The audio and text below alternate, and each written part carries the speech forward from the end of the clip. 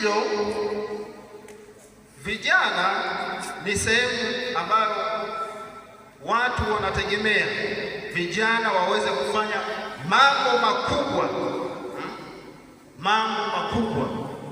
Kipindi cha ujana ni kipindi cha kuweka alama nzuri katika maisha yako na alama nzuri katika maisha ya wengine ama maisha ya Kikristo. Tutafute kwa bidii maarifa, tutafute maarifa ya Mungu kwa bidii.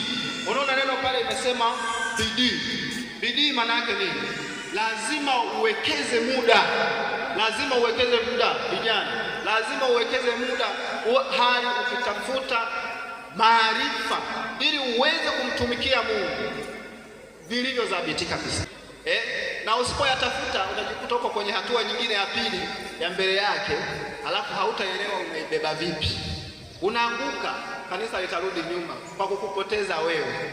Lakini Mungu anasema lazima kijana awe mtafutaji wa maarifa kwa bidii.